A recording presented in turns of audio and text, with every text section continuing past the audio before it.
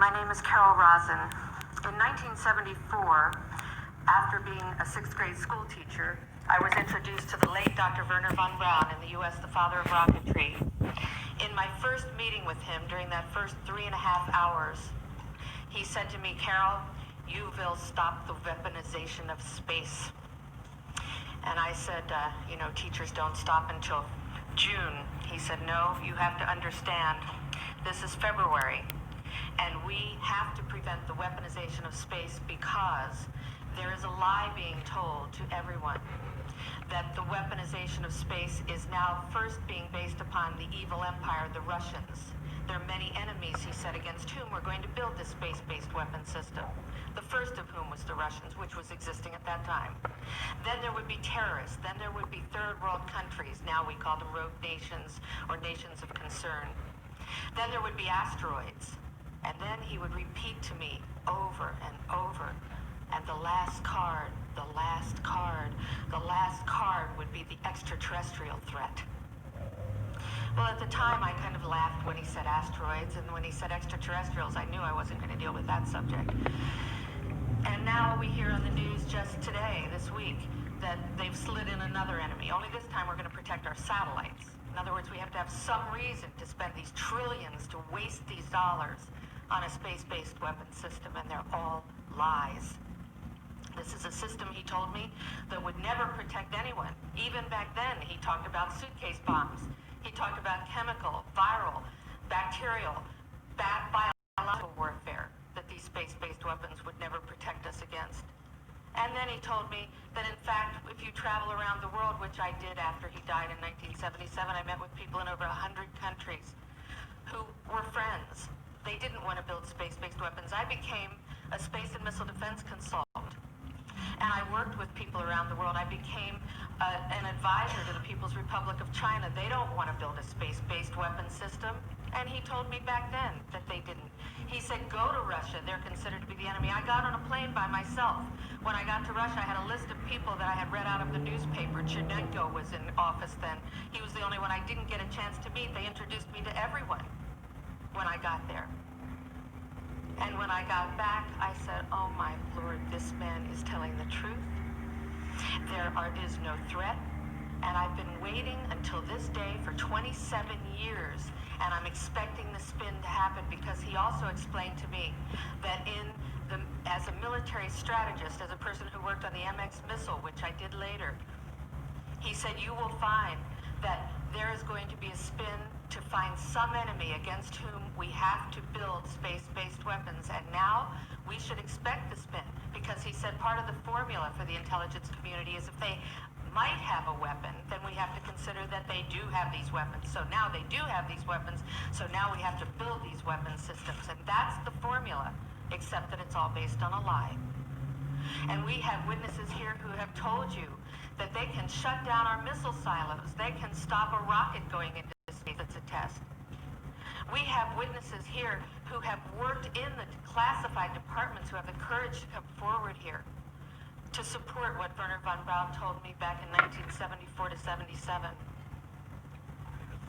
And I will testify before the Congress that when I founded the Institute for Security and Cooperation in Outer Space, which I shut down a few years ago because I didn't believe we had a chance with this huge, integrated around the world, complex weapon system, that we had any chance at all of transforming that war industry into a space industry that could provide benefits, like Dr. Greer has said, of global warming. We can end that situation of that problem. We can end the energy crisis. We can build now non-polluting technologies. Wernher von Braun used to tell me that we could have cars back then that drove around off the ground. He described this to me on beams so that we have no pollution on this planet.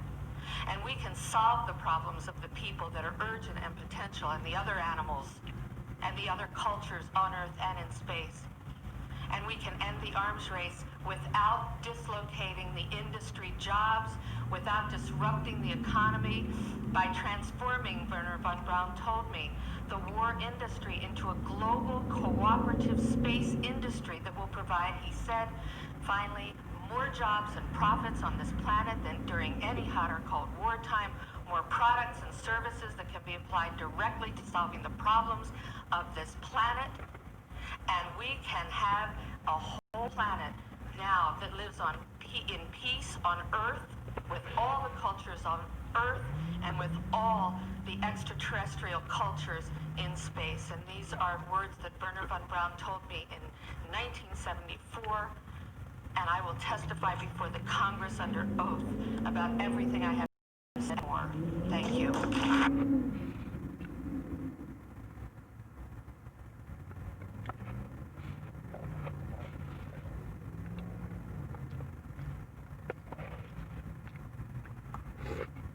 This article was published in March of 2019, and we know that Donald Trump made the Space Force official on December 21st of 2019, so about 9 months after this article was published.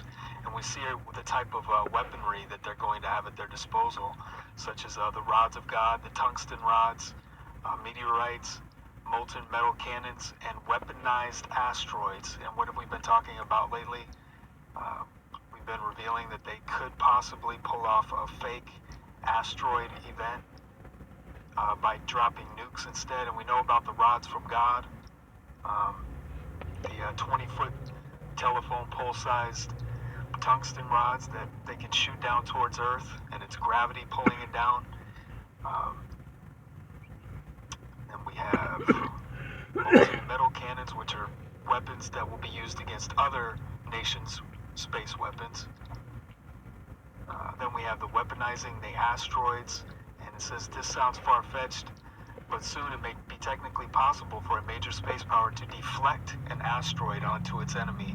Already, NASA experts have developed a technology called HAMMER that they hope could nudge rocks before they smash into Earth. This would be done by strategically targeting nuclear missiles into the rocks until it knocks them off course. But experts point out there is nothing to stop a power steering an asteroid towards its enemy. There are 18,000 asteroids whose orbit occasionally brings them close to the Earth. Then we have Space War Command and Control. Lieutenant Colonel Jeremy Rayleigh said it has two goals. He said the first one is to create a more effective human decision maker in respect to Space Battle Management Command and Control. In other words, to get information into a human being's head so they can make a decision about a military situation that has escalated in space. Then we have moon bases.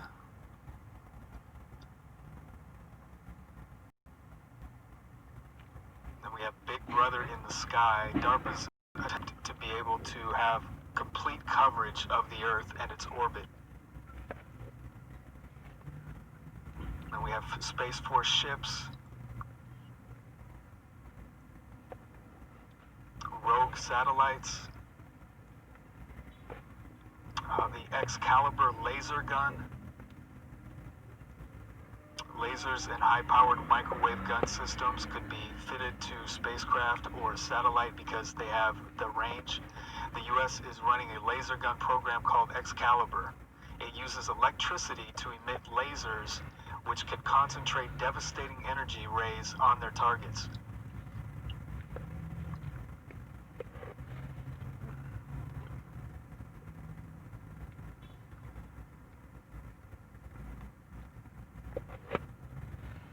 Space. Gonna be a lot of things happening in space. Because space is the world's newest warfighting domain. Amid grave threats to our national security, American superiority in space is absolutely vital. And we're leading, but we're not leading by enough, but very shortly we'll be leading by a lot. The Space Force will help us deter aggression and control the ultimate high ground. With today's signing, I will proudly appoint General Jay Raymond, the first Chief of Space Operations, and he will become the very first member of the Space Force, and he will be on the Joint Chiefs. He will be on the Joint Chiefs, which are now expanding by one position. That's a very powerful position. So General Raymond, congratulations, and thank you for everything you've done.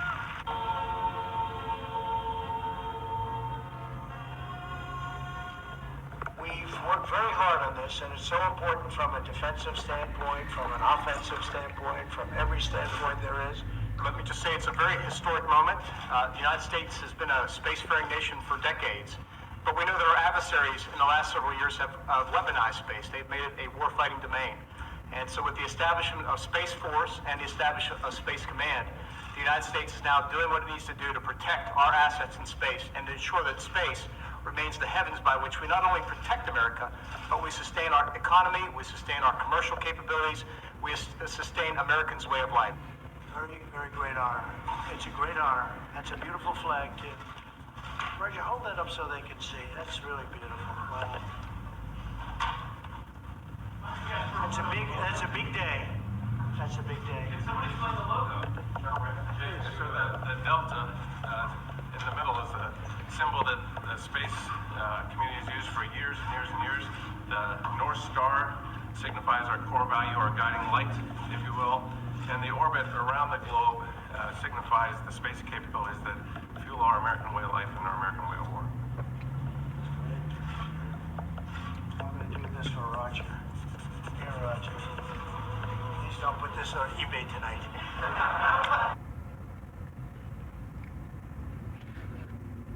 You care to join us, Mr. Gilman? Yeah, that's right. Thank you. Well, I understand I have until midnight. Your name is Trump? Dr. Walter Trump. All of the incredible medical professionals, the doctors, the nurses, everybody, at Walter Reed Medical Center. Now, Trump has been treated at the Walter Reed Medical Center.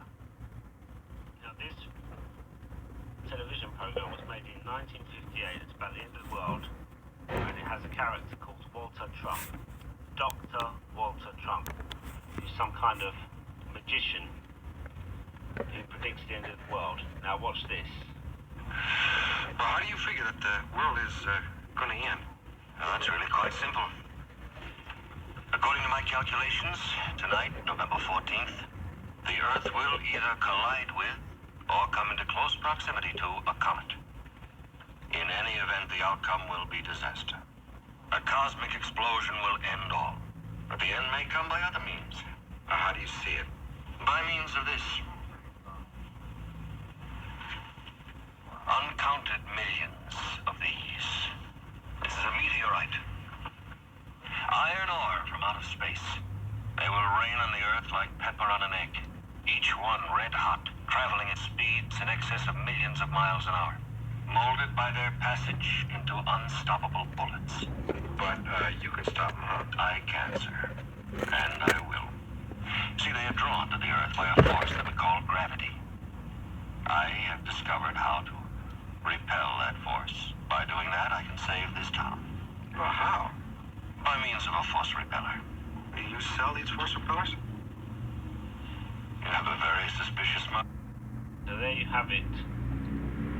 In this television program made in 1958, where it has a character called Dr. Walter Trump, he says that the world will be hit by meteorites, fragments of a comet. Now in the film Deep Impact, again you have the same theme, that fragments of a comet hit the Earth. In the film Greenland 2020, you also have the same theme. In the Illuminati game cards, you have the Meteor Strike card. So in the Illuminati game cards, you have the Meteor Strike card. Now, these Illuminati game cards are predicted event after event, and we've had lots of predictive programming, as you can see in that program made in 1958, that meteorites were going to hit the Earth, and you have a character called Dr. Walter Trump, and Trump has been treated at the Walter Reed Military Medical Center. Now, during the coronavirus lockdown, it was announced a large comet called Comet Atlas was coming towards the Earth. Then between March and April, it started fragmenting into many different parts. The fragments of a comet, if they were to hit the Earth, would be called meteors or meteorites. So is the coronavirus lockdown about preparation for this event? As they would need time to prepare for it. So, as you can see, that End of the World TV program was made in 1958. Now, if we go to this, back to this guy's channel called Wake Up, he noticed. Now, I made a video where last month in September where Mars, the planet Mars, was very close to the moon. Now 2 days ago the same event occurred again, and this guy filmed it. Hi guys, just coming here one more time because I have to sound the alarm. I just noticed something very interesting. Do you remember our demonic cartoon from 2012, I believe? Heliofan cartoon. So he's talking about I Pet Goat. I Pet Goat 2 is made by Heliofant. I Pet Goat 2. So check out this. This is the sign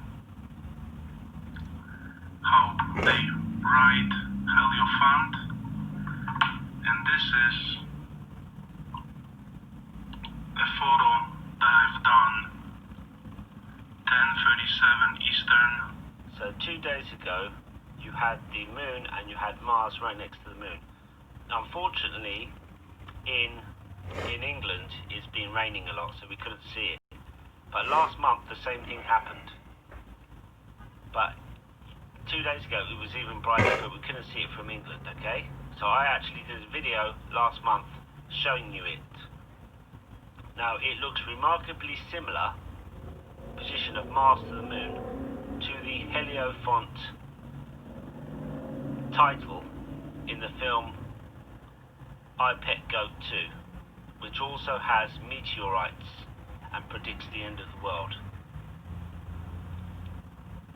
So it looks like the event is coming closer, and if you watch this film it actually says November the 14th.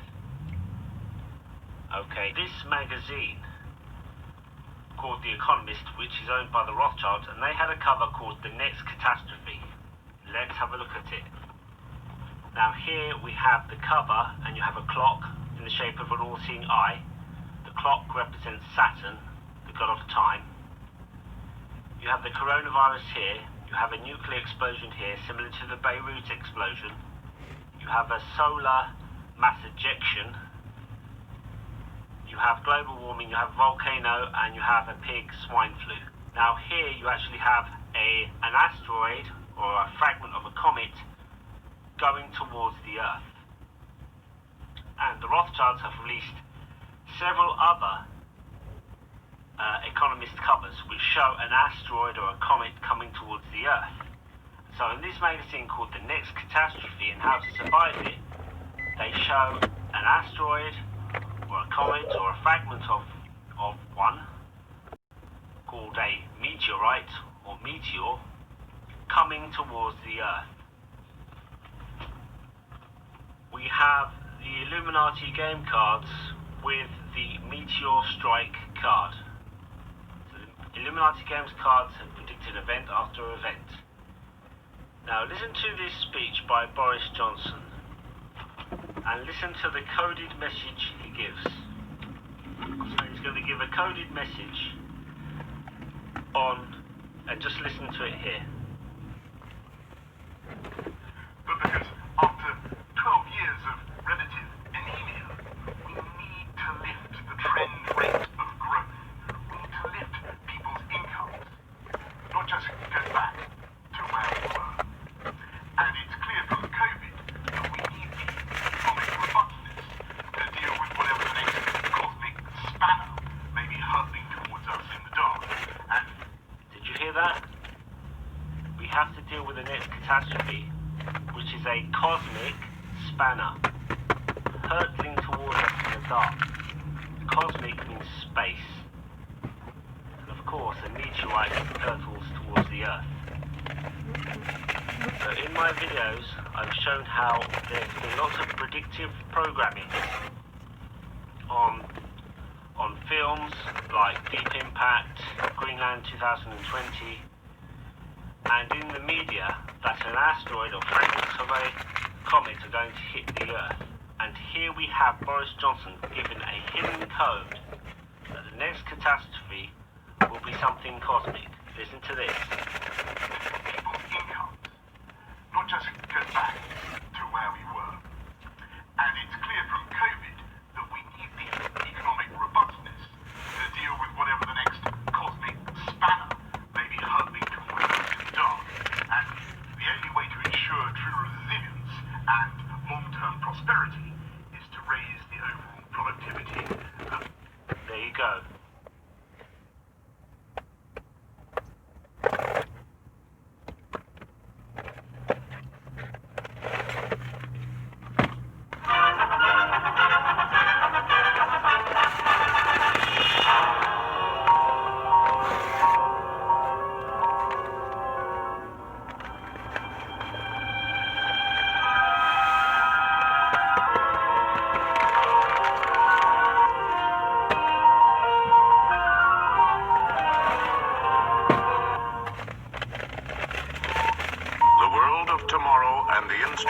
Science which are shaping it may seem remote and fantastic, but yesterday's fantasies are becoming today's facts. How will these great advances influence and benefit our personal lives? Here in this film is an answer.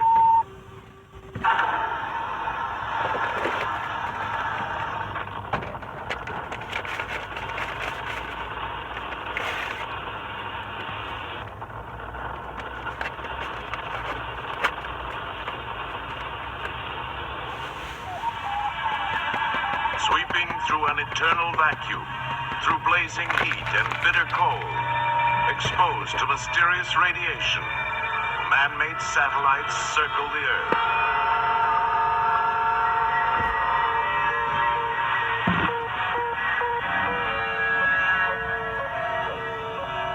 Traveling at fantastic speeds, these eyes in outer space give us knowledge for future exploration, and also vital information that will lead to a better understanding of one of nature's great forces, the weather.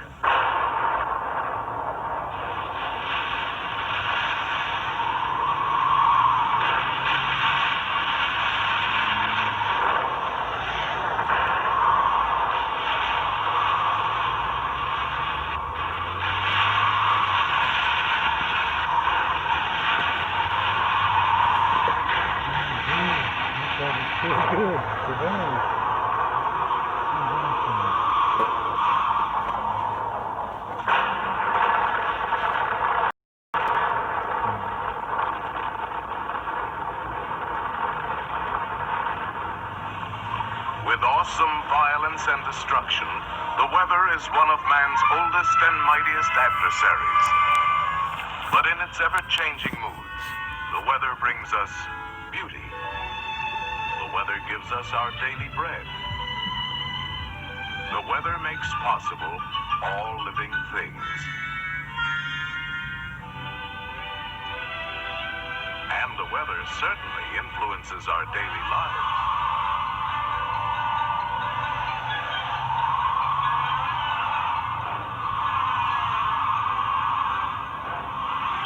Yes, we have always been at the mercy of weather.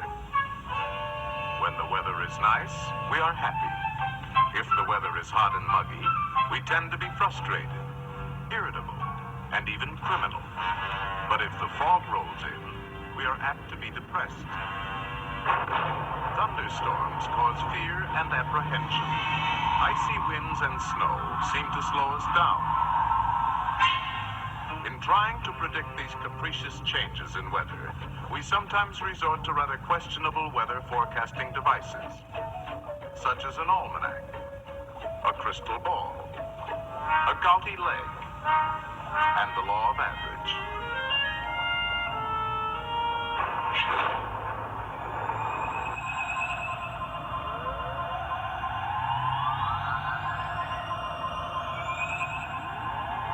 This is the master control room. Electronic maps and view screens display up-to-the-minute pictures of the weather around the Earth. Every hour, reports are automatically received from all points at sea, on land, and in the air. 22,000 miles out in space, 3 robot satellites train their sensitive television eyes on all parts of the Earth. These pictures are monitored on viewing screens in the Weather Center.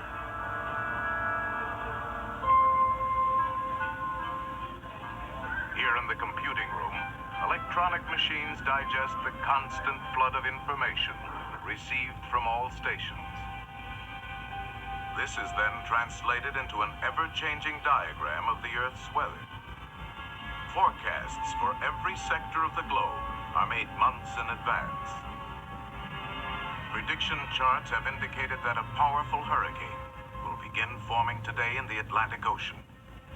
The electronic weather map shows an intense storm system building up about 1,000 miles from Miami, Florida. The controller calls for a close-up satellite view of the troubled area. Coordinates. Coco 526, Yankee 2.5. Okay, controller. Coco 526, Yankee 2.5.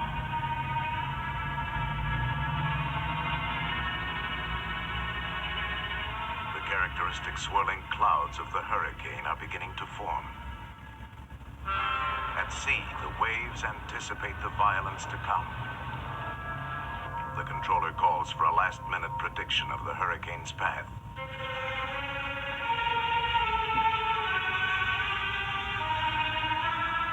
If control measures are not begun at once, the hurricane will smash across densely populated areas within 48 hours. 11 a.m. EST. A hurricane is forming 960 miles east of Miami, Florida. If control measures are ineffective, it will pass inland at Cape Hatteras in 48 hours. Control operations will begin within 2 hours, but safety precautions should be completed from Cape Fear, north no later than 6 p.m. tomorrow. At Weather Central, the control strategy is mapped out. A ridge of high pressure slants across the eastern United States between 2 low-pressure storm systems. If these 2 storm centers are intensified, the high will build up along the coast, forming a barrier that will turn the hurricane out to sea. Stand by. Now pulling in satellite number 1 for visual check of low-pressure systems L20 and L21.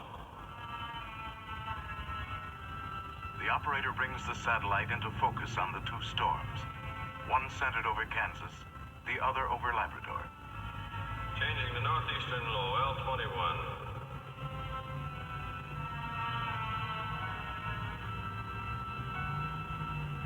With the touch of a button, the battle begins. On the ground, chemical cloud seeders begin to work the 2 storm areas. Robot planes seed the clouds from above. The storm centers over Kansas and over Labrador intensify as seeding continues. Now changing over to Hurricane Center HE.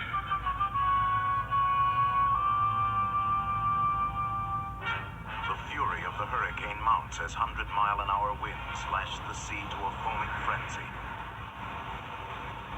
All stations, Sector C. Activate Phase 2, Control Plan Delta. Set vapor rockets for 42,000 feet. As an emergency measure, the controller calls for a salvo of vapor rockets to be fired ahead of the path the hurricane is predicted to take.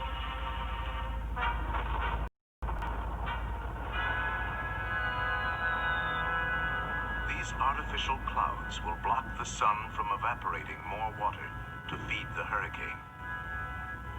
The reports coming into the control center indicate that the diversionary cloud seeding over Kansas is now creating a flood danger.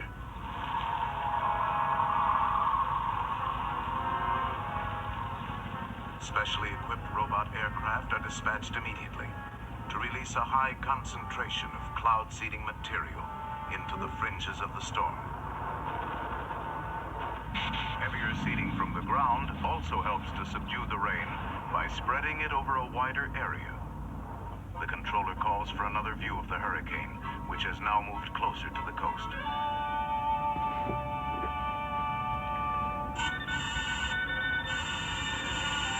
Signal out on number 1 satellite. 10-minute interruption for correction. Have you anything else in the area? Satellite station S1 is approaching area. We'll make contact. S1, this is Weather Central. Request video signal at grid coordinates Coco. An emergency situation has developed. In an orbiting space station 1,000 miles above the hurricane, a crewman sends a temporary picture back to Weather Central.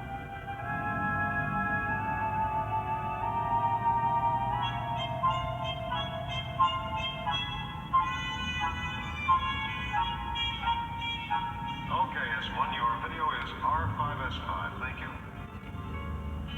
The hurricane has stopped moving toward the coast, but is still intensifying. It must be made to move northward and out to sea. This is a crisis. Aberdeen Station. Activate multiple seeding rockets on course 117. The controller decides to fire cloud seeding rockets just ahead of the hurricane, to start it moving.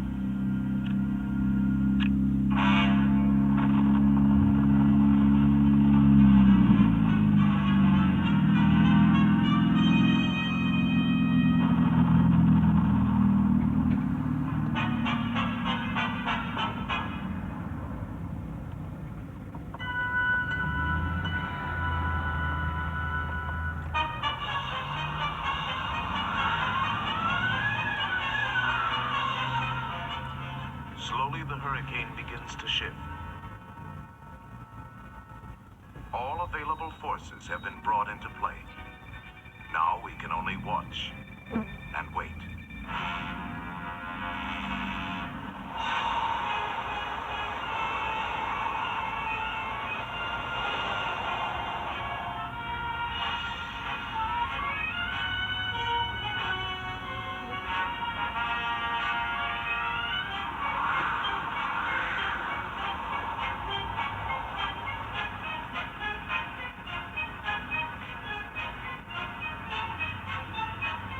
Oh my.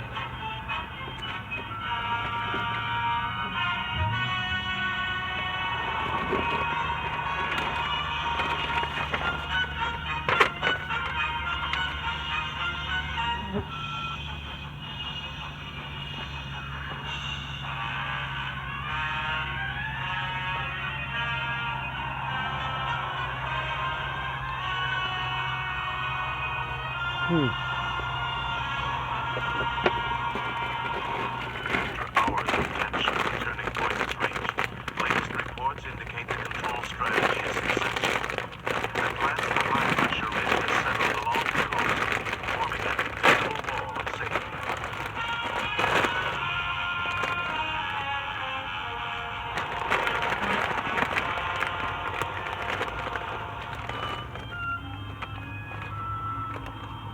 The storm is over. The danger has passed. The hurricane has been defeated, turned away from the land, and left to spend itself harmlessly far out at sea. In the world of tomorrow, weather control will enrich and safeguard our daily lives. In the foreseeable future, we will conquer more than violent storms. We will turn the destructive elements of today into new sources of power, shaping the land on which we live. All mankind will benefit. Arid wastelands will be made green and fertile, and vast frozen areas will become productive. To this end, man-made satellites will probe the secrets of the skies. They will be our eyes in outer space.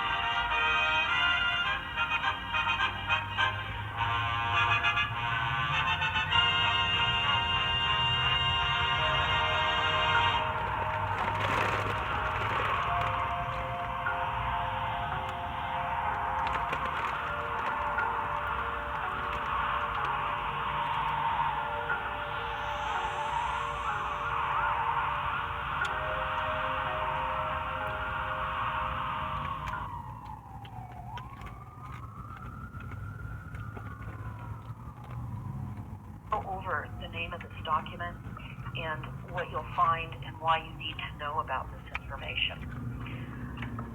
Okay, it's the application of Tesla's technology in today's world. And it's the transmission of power without the use of cables or wires. It discusses mind control and weather control. And it was prepared and published by Lafferty Harwood Partners Limited in Montreal in January of 1978.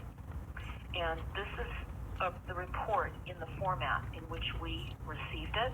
And again, it will be posted on stopthecrime.net under our resource document tab. I've also requested a blast out of this document. I feel it's extremely significant in the sense to understand how long have we been controlled. And I've actually found documents on were we controlled, and those documents dated back to the 1940s. And in those documents, Steve, I was really stunned to find out that on days of heavy chemtrailing, there are more traffic accidents and there are more industrial injuries, people that are working on job sites on days of heavy chemtrailing. That were we controlled by the author by the name of Lincoln, and that was back in the 1940s. So now we have a document that we're discussing right now, January of 1976. And again, the application of Tesla's technology in today's world. I'm going to spend a little time in this because I found it to be important with the idea of mind control and what we all face and why you all must reduce the frequencies in your home environment as soon as possible. I guess that would be the takeaway from this information. Would you say that as well, Steve? Absolutely. And, you know, Deborah, as you mentioned Tesla, I know, maybe I should say secondhand, that the U.S. government has expounded so much on Tesla's technology in every field, every aspect. Of course, even as what you're saying that you've discovered in these documents as well. And that has been grilled into me through sources that I have, going into some very sinister areas that they have expounded on this technology. So it's really amazing some of the things that's been shared with me. I don't know if I would share it all here, but I can concur with what you're saying from these documents. I'm aware of those things and even deeper than that. Well, Steve, that's disconcerting. You know, I'm thinking that many people's brains are spinning by what they're hearing now. And I know that with 100 years advanced technologies, beyond our ability to even understand that is how far advanced those technologies are with cloning and many other aspects of life extension, that this really, when you think about it, is really rather, has been in effect for many decades, and it's not new. But I want to state a couple of things because I covered this a few years ago. I have family members that live in Central Oregon, and actually right outside of Grants Pass, or in Grants Pass near Medford, Oregon. Now, Medford, Oregon, and the communities south of Medford were caught up in the massive fires here in the past few weeks. So with that having been said, I discovered back in the 70s, there was a massive spike of suicides in Medford, Oregon. And we discovered that researchers were using ultra-low frequencies. They call them ULF, ultra-low frequencies, that were being beamed into Medford, Oregon. And the concern was that they had come from a nearby military base just outside of Medford. But when the researchers arrived in Medford and they went to the base and they met with the commanding officer, they were told that the base knew about the ULF, and the base knew about it, but that his base was not responsible. They were told, the base, our U.S. base, told the investigators that the Russians were being allowed to beam Medford, Oregon, with the frequencies. Now, this is important to note because, well, I'm going to finish this up. They talked about how additional extremely low frequencies were also coming into the homes of the populace through their television antennas, which controlled some sort of standing wave resonance within the structure of the home itself. And many of these people were severely depressed, even if they did not watch television. So I'm going to throw this out right now for whatever it's worth. We recently discovered that we must ground our homes with a grounding rod. I would recommend that all of you seek out an electrician and discuss this, because what we discovered was that in the engineering of building our homes and building the foundations, that the grounding rods were put into the concrete pores of the footings of the foundations. That is not an adequate ground. That we need to have our homes grounded in the soil. So I'm throwing that out right now because this is likely a massive contributor to the dirty electricity that will kill you. Let me describe dirty electricity.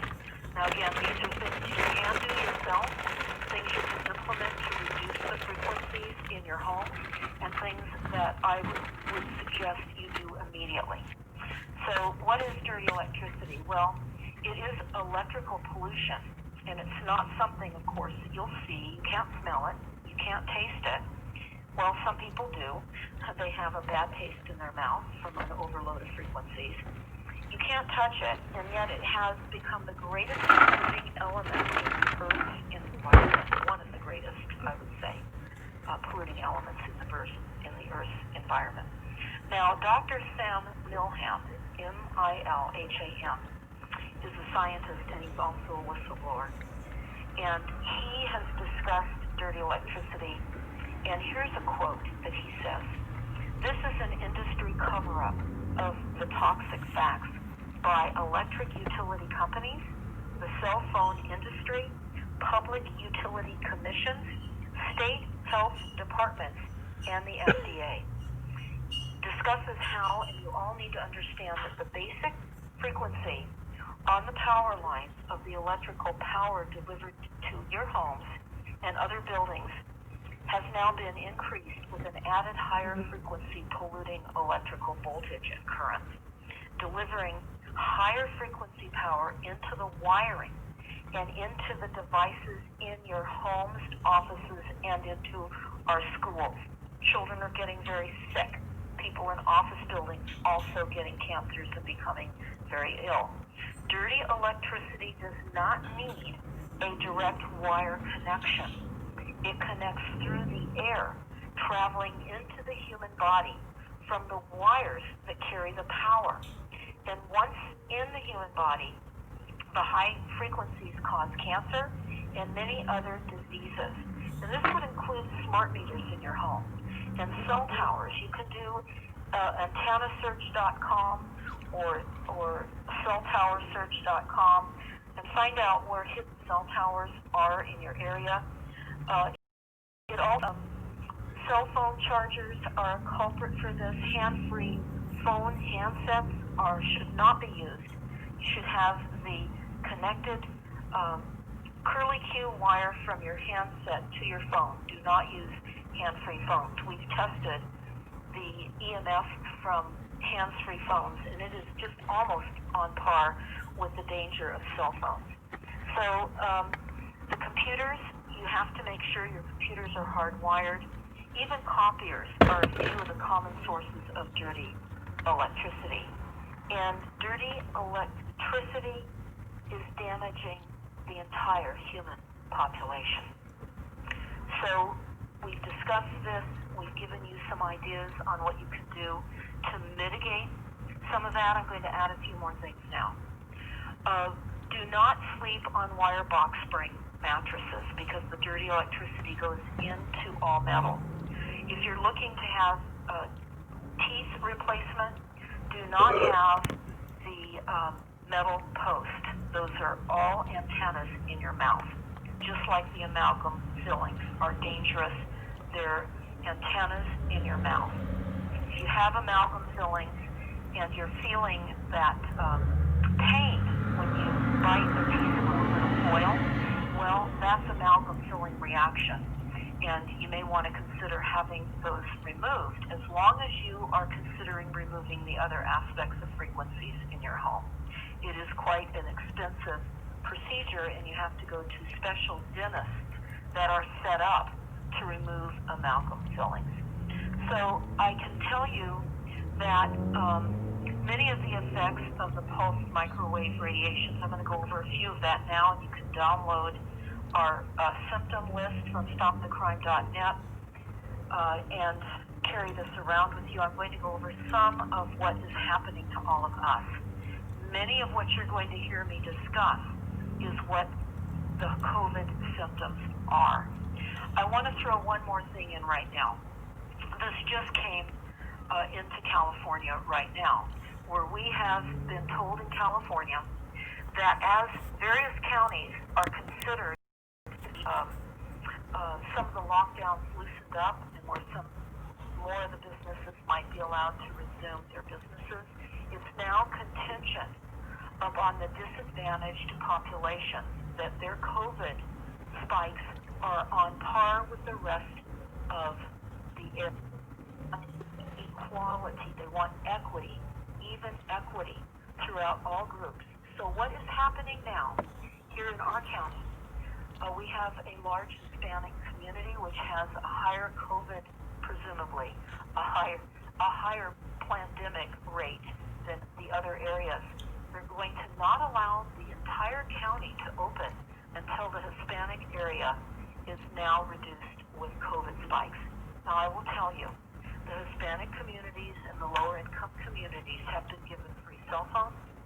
They have been given lots of wireless technology from the telecommunication.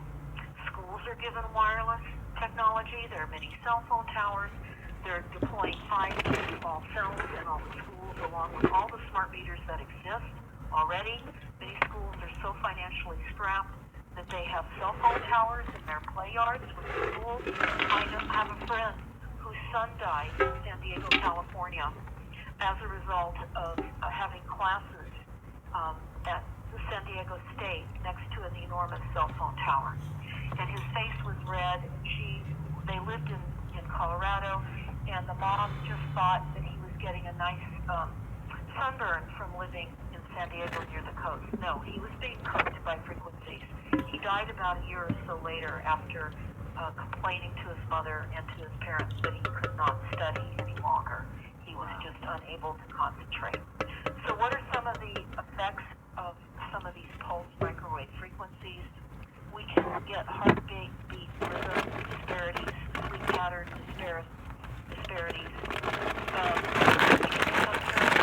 hallucination, and drowsiness. Absence of feeling, with absence of feeling, we're going to become more violent.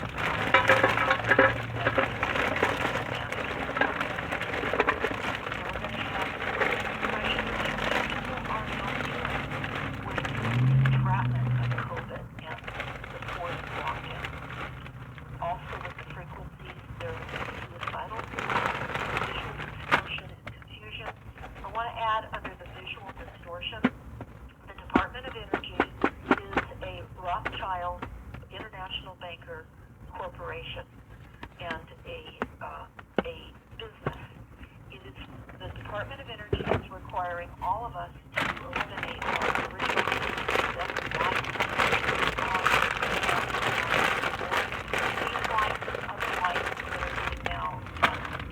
told to us that it reduces greenhouse gas emissions and reduces the impact to our planet, is actually causing blindness and various types of eye diseases. So at this point, I would throw out the idea that while you are still able to go to an ophthalmologist and get a prescription glasses that have blue tech into it, why do I say while you're still able to go to an ophthalmologist? Very soon you will not be able to go to the doctor without having a COVID pass. So while we're still still in that moment. We're recommending that people do as much as they can for themselves at this point.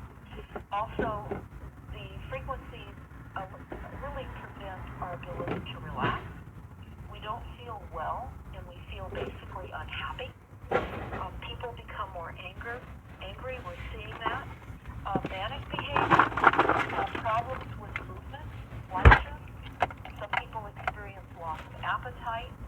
People are having small seizures and disturbed orientation and auditory and visual hallucination, and the inability to make decisions, and basically overall sensory organ problems such as sight, touch, and sound.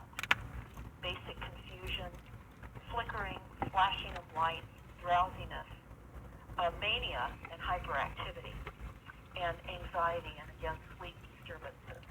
But let's talk about what these frequencies are also doing and how 5G and the 4G and all of the other Gs are jamming our mineral channels that we require. They're destroying our ability to take in oxygen. And so what is happening is by jamming our immune systems, these are some of the results of the electromagnetic attacks on our body. Again, it goes into many of the symptoms that I just discussed, but again, brain fog, sluggish thinking, difficulty concentrating, and headaches and migraines. Again, vision disruption and eye problems, cataracts, eye pain, head or chest pain, even allergies, difficulty breathing, respiratory problems, slow reaction time. Now this you can print off on stopthecrime.net under symptoms. Just type in symptoms list and you will find this list. But what is also very important is it does create chronic fatigue, exhaustion, mood disorders. Even our pets get jumpy. And not to forget that every living thing on this planet is being affected by these frequencies and behavioral problems in children as well. We're seeing a lot of odd behavior in animals in the wild now, and certainly this all amounts to tremendous loss of overall productivity and loss of employment and unusual family conflicts. And so that is why we must understand what is happening to us within our family, in the homes, and reduce these frequencies, because it disturbs also the blood-brain barrier and allows toxins to enter into our brains. So also psychotronic weapons and mind weapons and mass mind control, controlling our thoughts and our emotions and directing our physical actions. Now I know, Steve, that you've had conversations with government heads that talk about being able to control our thinking. Yes, very true, Deborah. Back in 2015 was just one such example, and I had gone to Washington, D.C., was invited there, and met very covertly with one of Obama's, well, let me just put it this way, someone that was frequently in his presence, and the discussion came up about Tunisia, and before Tunisia we were discussing the black man that had set himself on fire in front of the Washington National Mall. And he said to me that skull-to-brain technology was being utilized, and that they had used that in Tunisia and were very successful in getting people to protest and riot and turn that whole region upside down. And said, but what's strange is they said it's not working in America. And I'm like, you're kidding me. You're using skull-to-brain technology on U.S. soil? And he told me yes. He said they're trying to find a way to disarm this nation. And the only way they could figure to do it is to cause civil unrest, cause some sort of riot in the nation. And they were using skull-to-brain technology to do exactly that. and which also brings me into a thought, Deborah, and that is one of the shootings that took place in Florida. The young man that was basically the fall guy made the statement he was hearing voices in his head, and that really caught my attention, especially in light of the fact that one of the teachers that witnessed the gunman, as the gunman shot the teacher across the hallway from her, spoke about how that she said she couldn't believe the police were shooting them. And we're not saying that the police were shooting them, but it was the way the man was dressed. And he was dressed nothing like what this young man that was accused of shooting the school up was dressed like. And so it's always been kind of stuck in the back of my mind about that type of technology. And then, of course, recently I was told that that is nothing compared to what they have now. That what I was working with people in D.C. speaking about back in 2015, that they are light years ahead of that in their capabilities, Deborah, and that's concerning. Well, absolutely. And also the Aquarius Operation Briefing talks about how they would be able to create assassins through mind control. And the briefing discusses Lee Harvey Oswald and the Kennedy assassination as well. So again, I talked about that a bit ago. It's called the Aquarius Group Operation Briefing, and it is the planned chemical sedation of the population using radio microwave frequencies for mass mind control. And again, it talks about how that they would use a repetitive frequency pattern over a period of many years in order to increase the callous disregard for human life by others who reside in high population density zones. So that's very, very important, because much of this technology is being deployed in the high population density zones. Hence the reason the required movement out of rural country areas into dense city zones, so that you can be subdued by frequencies. They go especially targeted at large urban city areas where street gangs are prevalent in the overall scenario of senselessness and unprovoked killings increasing as time passes. In other words, senseless and unprovoked killing as time passes. We're seeing that. The Aquarius Operation Field, they will eventually condition the public to welcome the eventual confiscation of firearms. And Steve, that's just what you said that one of the goals was. And setting of curfews, mandatory barcode IDs, which will be under the skin and inserted in general areas, and martial law. So this is all in this document. We have been told, but we did not know. We would look at these documents. I know I did when I first saw these documents. It just sounded too outrageous to be true. Yes. But then as we kept digging, we found it was true. So Steve, I'm going to go over a little bit of that application of Tesla's technology in today's world. And again, all of you will be able to find that under the resource document tab of stopthecrime.net. And again, it will be entitled The Application of Tesla's Technology in Today's World. And I hope that we'll have that up there in a day or so. But what I can do, Steve, is I can put the link in the description when you forward me the show this evening, which I will post on stopthecrime.net on our YouTube video channel. I will do that. So I wanted to discuss this because it talks about how from 1899, this is the year 1899 to 1900, and it's about how Tesla stayed in Colorado Springs, where he made one of his most important discoveries, and this was the ground-based stationary waves. And he proved that the Earth could be used as a conductor and would be as responsive as a tuning fork to electrical vibration of certain pitches. He also lit, many of you have heard this, he lighted up 200 lamps without wires from a distance of 25 miles away and created man-made lightning, which lightning is now man-made, producing flashes measuring 135 feet in length. And he said that we will have smoke annihilators. These were the ways in which he was hoping some of this top technology could be used. And this is not how it was used. It has been used, sadly, to reduce the population. And I'll throw this in at this moment.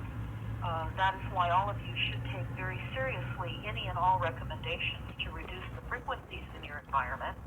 But the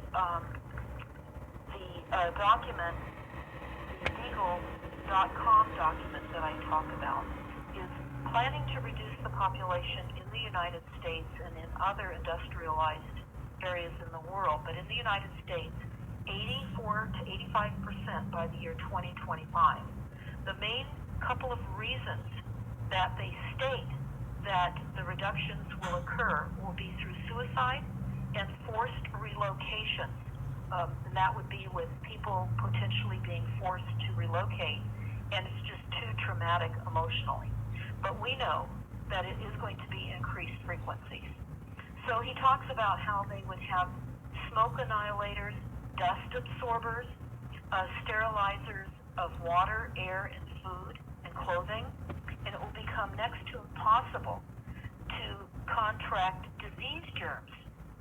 He goes on, if we use fuel to get our power, we're living on a capital and exhausting it rapidly. This method of using fuel is wantonly wasteful and will have to be stopped in the interest of coming generations. The inevitable conclusion is that water power is by far our most valuable resource. This is Tesla saying this. On this, humanity must build its hopes for the future. With its full deployment and a perfect system of wireless transmission of the energy to any distances, man will be able to solve all the problems of material existence. Distance, which is the chief to human progress, and will be completely annihilated in thought, word, and action. They say humanity will be united, wars will be made impossible, and peace will reign supreme. So we're literally with the sounds of silence that was used in not Vietnam, but in Iraq. And also, Steve, you mentioned the use of frequencies. There's another case, not only with Cuba, using the sonic beams on the Cuban embassy, that has now caused some permanent brain effects on many of these employees. But also in the mid-90s in Central Africa, in Rwanda, the Hutu and Tutsis were warring tribes. And the CIA went in there and said, well, we want to help you resolve your conflict. And so they had the tribal leaders meet one day, mid-1990s, and they blew up the leaders on that day, Steve. And both tribes were just irate. And what was occurring on a tarmac near the area where the leaders were blown up was a Hercules C-130 plane that was outfitted with microwaves. They flew over the Hutu tribe and exacerbated their anger. In other words, they were already angry, but they exacerbated it. This is extremely important to understand that this is how psychotronics works. It exacerbates existing anger. The Hutus became absolutely ballistic, and they used hatchets and machetes and killed about 1 million Africans in their rage. Now, you were mentioning to me you knew somebody that was in that vicinity at that time. Is that right, Steve? I did, Deborah, and this is what's interesting because was a friend of mine. He was a missionary. And what transpired, very, very sick, extremely sick while there. And he actually went against the minister that he was under at the time, who had told him, do not go across Rwanda over this area, because he knew that they were in a tribal war there. And the only way for him to get home, to get to an airport back to the States, was, either to wait until someone could bring him out a safe way, or to make that trek across there. But he had gotten so delirious from this illness, which I have wondered after you have said these things here, Deborah, because he went against the senior pastor at the time, who had told him not to do it, which I could not even believe he would have done that, but he did it anyway, and he did make that trek, and he nearly lost his life on 3 occasions across that region there, but it was only, no doubt by the mercy of God, he actually made it.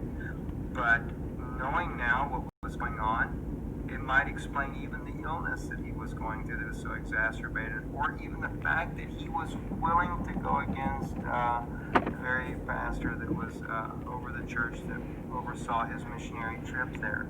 So that's interesting to me. Well, it is, and of course that event is now a movie called Hotel Rwanda.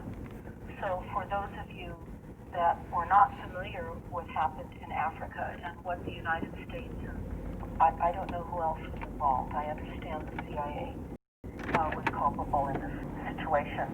But now getting back to this document, the application of Tesla's technology in today's world, I'm looking at page 6, and it talks about what the Soviet Union is doing in high-powered, pulsed, low-frequency electromagnetic standing waves. And I'm going to go over it a little bit in my recollection of scanning this prior to talking with you this evening, Steve. But some of the things I read in this document is the idea that there's a standing wave of fog along the coastline that is literally forcing the change in weather. And I'll hopefully be able to find that. But as soon as I have this up, all of you that are listening, I would highly recommend that you understand that the weather is controlled. And sadly, so are many minds, people's minds.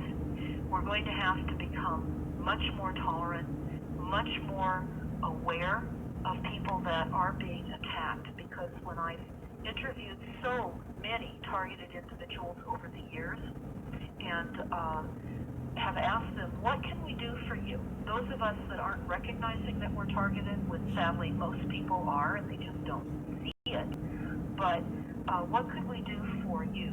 And I've been told repeatedly, believe us.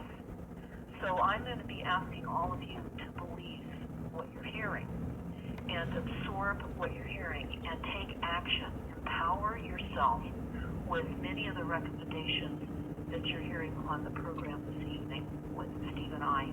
But again, on page 6 of this document, what the Soviet Union is doing in high-powered, pulsed, low-frequency electromagnetic standing waves. And they say in the document, on October 14th of 1976, radio communications all over the world were disrupted by powerful radio waves emanating out of the Soviet Union. Numerous official radio monitoring stations scattered throughout the world registered specific details on this occasion.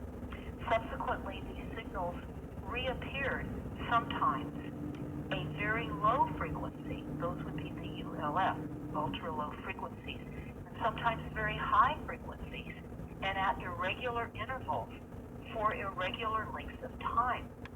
They go on to tell us that they were looking at what the Russians had been producing, and their very high-powered pulse, low-frequency electromagnetic standing waves, and the meteorological reports coming in to the National Center of Atmospheric Research in Boulder, Colorado, showed that the blocking mechanisms, that's the fog banks and the frequency banks, was in effect along the west coast of North America, another was located on the east coast, and a third was located in Europe, running north and south along the Polish-Russian border, extending up into Finland and down into Romania. These blocking mechanisms sometimes, they said, occur naturally, but they never last very long. These three mechanisms lasted an unusual length of time, too long to be considered due to natural causes. And at the time, there was no explanation or rationale for anything otherwise. Now, I'm just scanning through this document.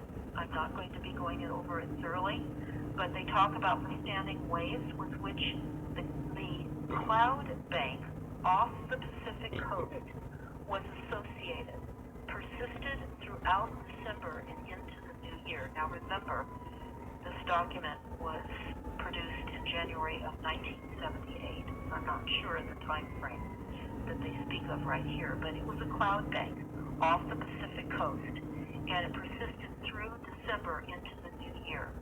It appeared to be preventing the normal circulation of weather from the east to the west, or from the west to the east, at least across North America. And on the Pacific side of the blockade, the weather had been unusually dry, while the land side had experienced a record precipitation.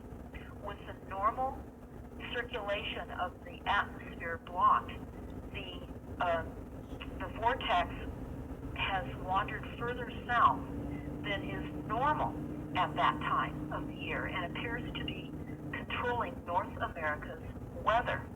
Go on to tell us that there have been a series of mysterious high-altitude explosions also along the United States Atlantic seaboard. 2 occurred on December 2nd and 5 on December 15th and 2 on December 20th and 1 on December 22nd. And in a few cases, these were accompanied by flashes of bright light, but there appears to be some uncertainty into the observations as to whether the light flashes coincided with sounds that were heard.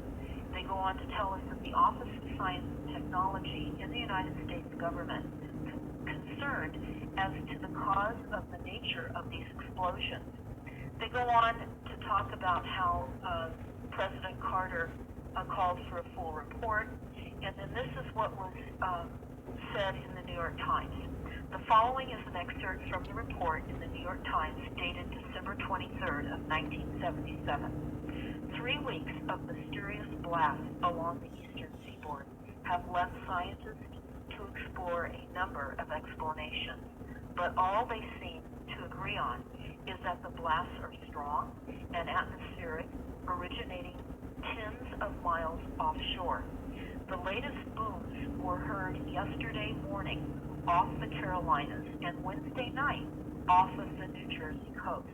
The Pentagon, in fact, denied any knowledge of the blast apart from press reports and said it had no explanation for them.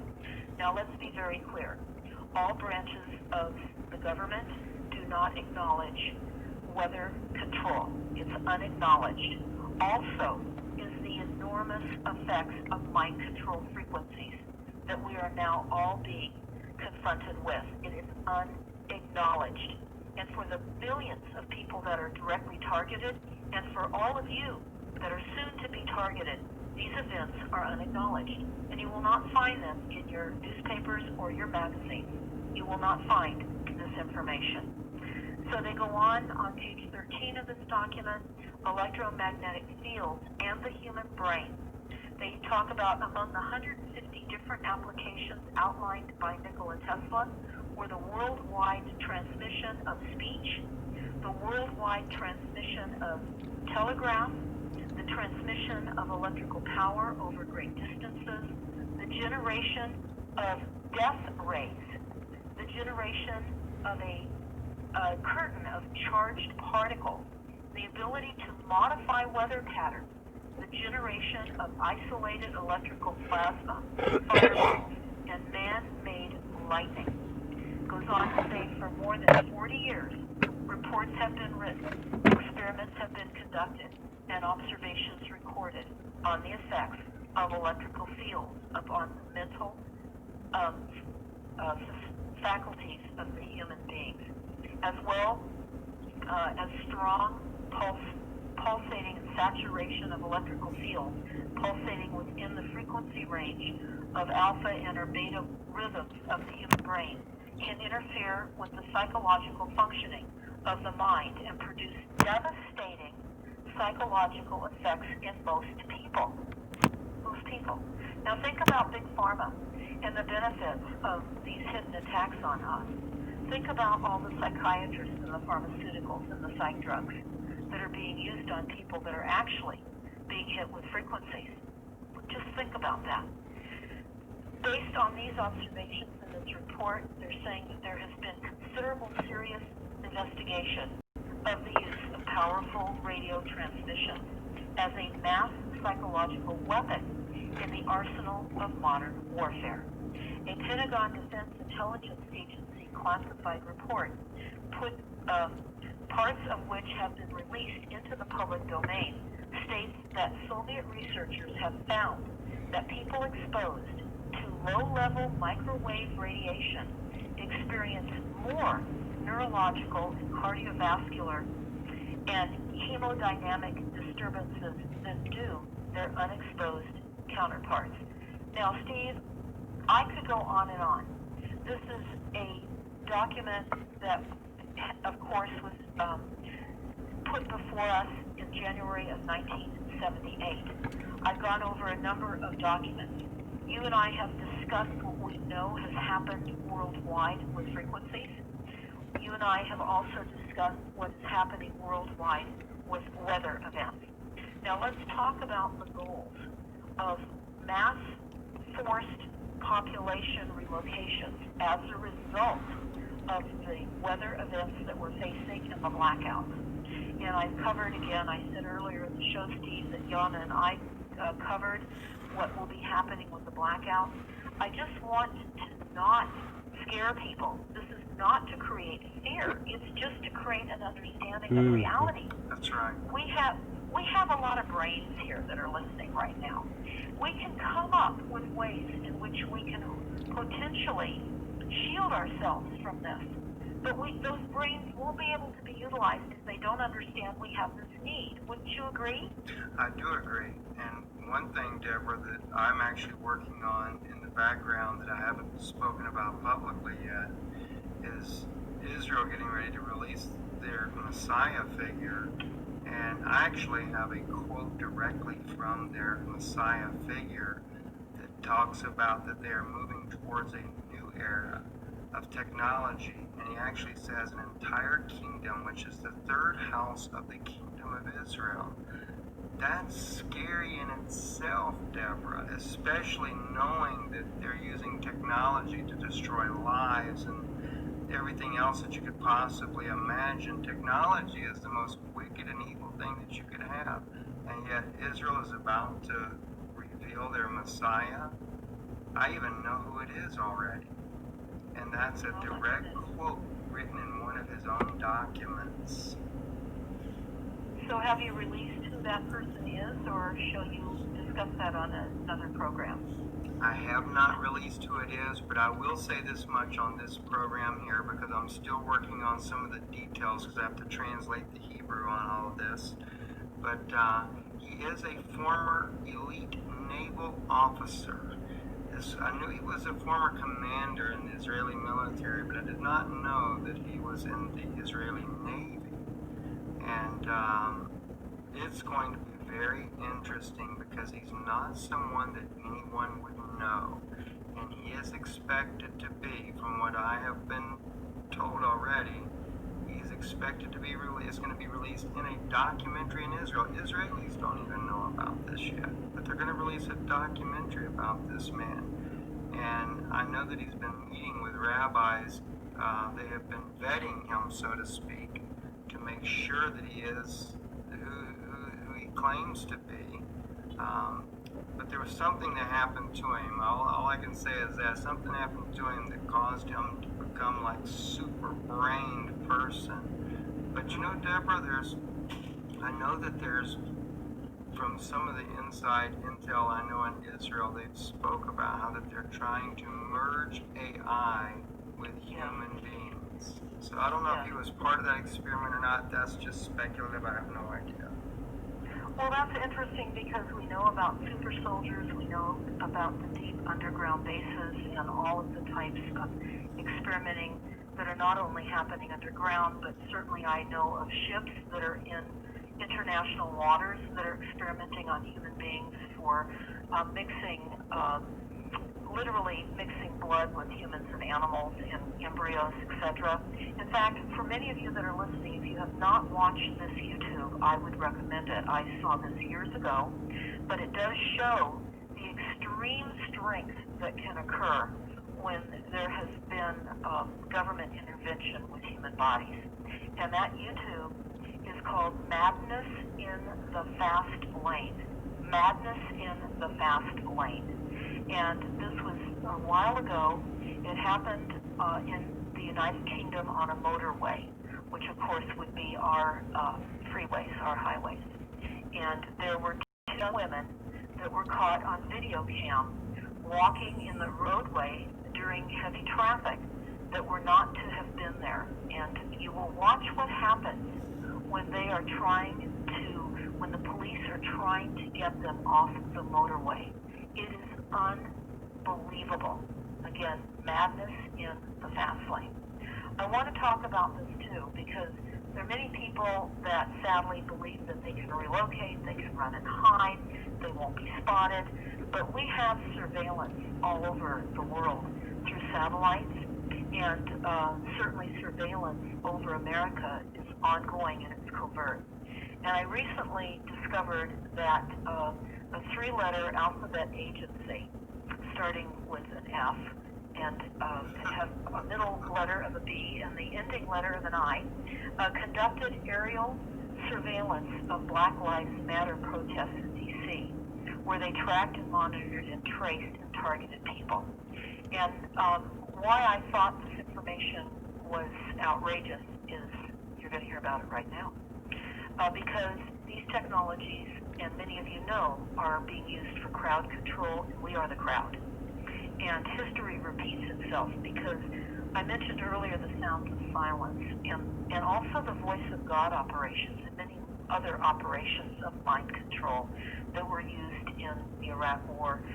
We know that the voice of God operations, when we saw our troops going in to Iraq, to Iraq, we were seeing white flags going up in the trenches of the Iraqi soldiers that we were told were very hardened and that they would be a formidable foe for us. But they were, certainly surrendering immediately. Well, we were beaming them with microwaves. And as I'm understanding, our tanks went over and just literally buried them in the trenches that they had dug into. But beyond that, I talked about Operation Crimson Mist, and that was the covert secret mind controlling attack over Central Africa in the mid-90s. But also, attacks have been ongoing in the United States and in other nations worldwide. There are millions of people that are targeted. We are the enemy.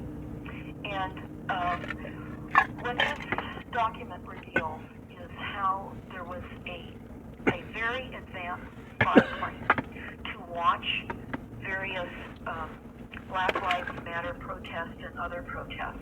And they discussed how this aircraft, how it was normally used to provide surveillance for big federal drug and gang busts, but it was over the Black Lives Matter protest in D.C.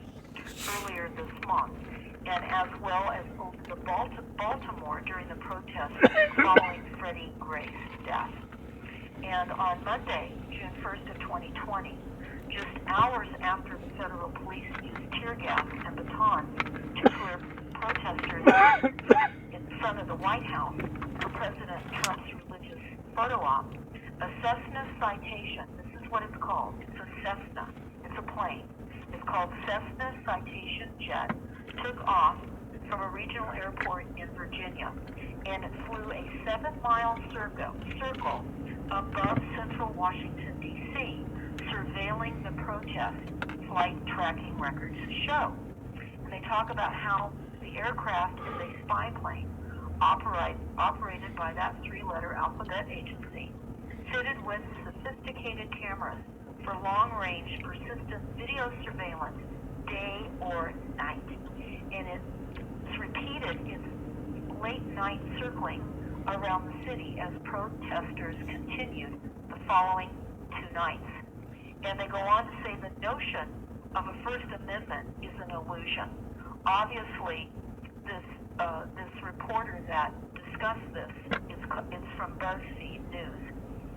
Must report on our reality. That's my throwing this in because he talks about how it's a violation of our First Amendment rights. So I just threw that in. But normally, this elite spy plane is deployed for some of the FBI's most important surveillance missions, providing eyes in the sky when federal agents arrest drug traffickers or violent gang members. But this isn't the first time that this has been flown over protests, goes on to say BuzzFeed. But they go on to say the FBI has a fleet, the 3-letter agency, has a fleet of more than 120 surveillance aircraft covertly registered to fictitious companies.